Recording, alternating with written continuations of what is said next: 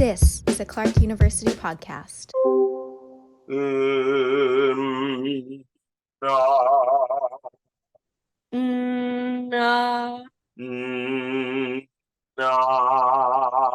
Okay.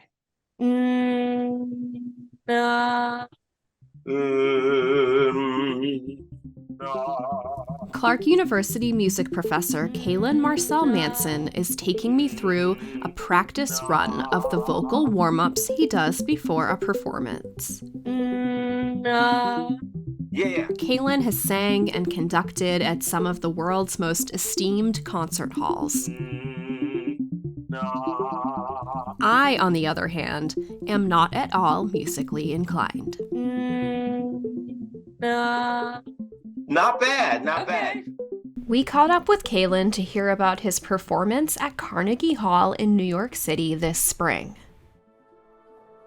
It's kind of surreal. I was backstage with the soloist and with the staff of Mid-America Productions, and everyone was very excited, and they were like, this is going to be a wonderful concert. And so the four soloists walk out, these are people who sing at the Met, and they're going out there and they're receiving their applause. And then literally I'm standing there, and they're like, Maestro. And I took a deep breath, and I was like, all right, I am ready to do this. These thoughts were running through Cailin's mind as he stepped onto the stage at Carnegie. Cailin, the director of Clark's music program, wasn't alone at the historic venue. He led a 152-voice choir in a stunning performance of Verdi's Requiem. Scattered among the performers were members of the Clark University Choir. This concert marked Cailin's first time performing at Carnegie, as well as his 20th year as a conductor. When I'm performing as a soloist, it gets to a point where you're kind of in the zone. I've been at a point for a while where I kind of trust my body and its process, and I'm present in the music, but it gets to this point where I'm kind of like watching myself do it. When I'm a soloist, I feel kind of out of my body, right? I'm just like, I see what's happening and I know what's happening and I'm present, but I feel somewhat removed. But when I'm conducting, it's so incredibly active. The audience, they see me, but they don't see me. Like they see my back. They see maybe the shapes of the gestures I make to help guide the music. But I'm up there so active because my job is to guide and to help and to continually sort of inspire and facilitate the orchestra and the chorus and the soloists to be expressive themselves, to remind them of some of the things we've rehearsed, but also to be open to the energy of the moment. I'm Melissa Hanson, a producer in Clark's communications office, and this is Challenge Change. At Carnegie, there was a sense of mysticism between Cailin as the conductor and the choir of dozens of singers. There was a tangible lesson Cailin's students could walk away with. It really is like a transference of energy. I give some out, they give it to me, I resend it out.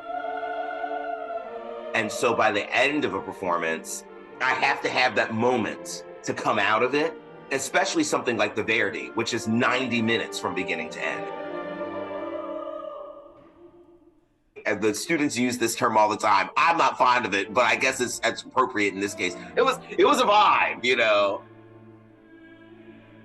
The music was a way for all of us to connect, which I think it's interesting because it's a requiem, it's Mass for the Dead. It's a dramatic Mass for the Dead. It describes the end of the world.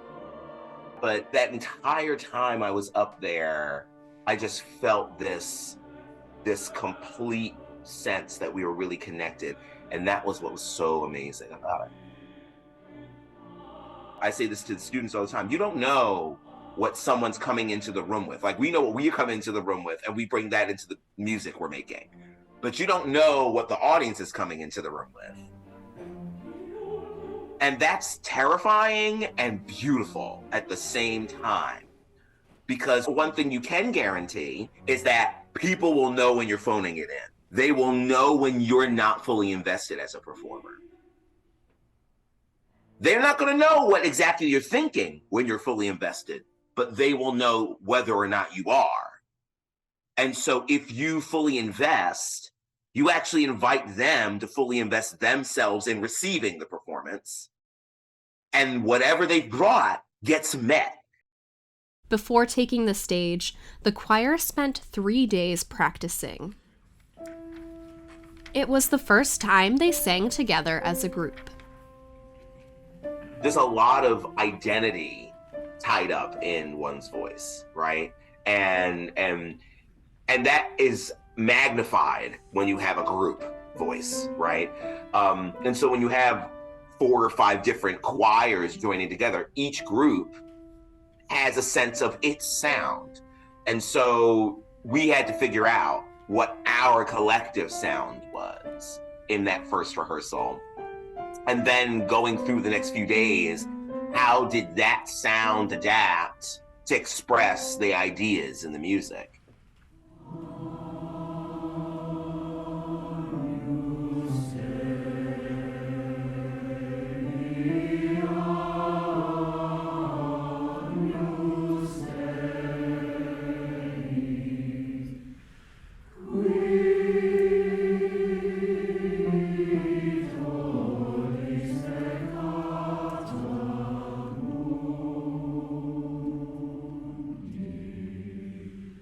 What I personally took away when I was seeing all of our Clarkies scattered around this huge choir, they could see how some of the things we talk about, some of the concepts we talked about what it means to be in a choir and the depth of feeling that one can have in a choir, they started to see that play out.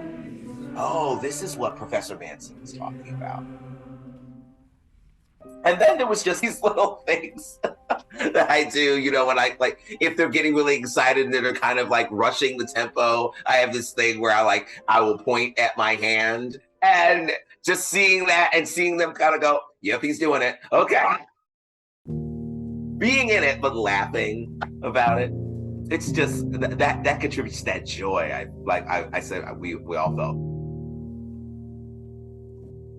I think one of the most fulfilling conversations that I got to have with many students was an unequivocal yes. You deserve to be here. You've worked hard to be here. You're singing well. You're singing excellently. That's why this space exists. It actually exists to hold you as well as all of the other amazing artists that have made history on this stage. You're a part of that now. As you may guess, music was a major part of Cailin's youth and upbringing in Philadelphia. Music was a major part of my life, even if it wasn't necessarily thrust upon me like that's what I was going to do. I grew up in one of the oldest German Lutheran congregations in the country. There were soldiers from the Revolutionary War buried in the cemetery. It was an ethnically mixed congregation, and in that same service, we could go from singing Bach in German to singing gospel. I had the privilege, really. I was really blessed, and it was an open and affirming congregation, by the way. There were LGBTQ members and couples and families. I was blessed to be raised in a community that allowed me to question and also gave me this whole big gamut of musical expression that I could see myself in. Went to school just outside of Philadelphia in the Cheltenham School District, and I had wonderful, wonderful teachers. Still, one of my closest friends in the world is my high school choral director.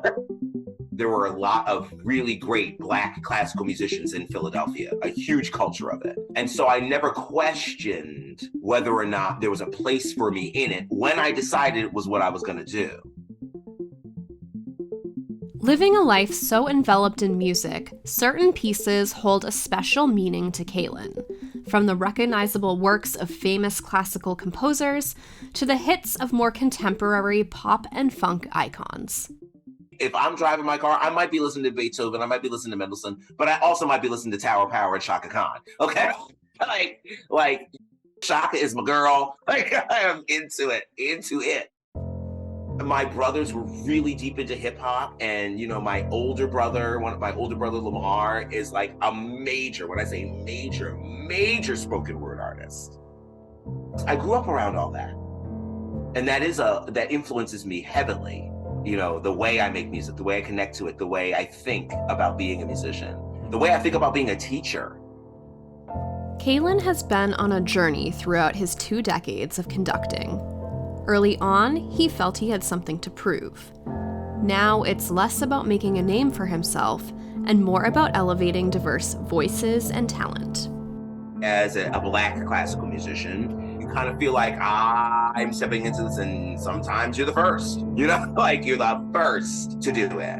And so you feel like, not only do I need to be good, like I need to be really good. Early on, it really is about you. Right? Like, because you're really trying to make a name for yourself. You're really trying to carve out your space in the industry and in the art form. And now it's not about me. It's about the art, and it's about the people making it. It's for the people I'm working with, and it's for the audience that's there to receive it. When you've done something for 2 decades, you get to this point. I'd done what I needed to do to prove myself. And I found myself much more interested in pursuing the work, the music, the pieces, working with the communities that I wanted to work with and that I wanted to see embodied in the art form that I had dedicated myself to. Focus on, working on diversity in music and championing diverse voices and diverse talent and connecting that to communities, which has been the last 10 or so years of a lot of my major work.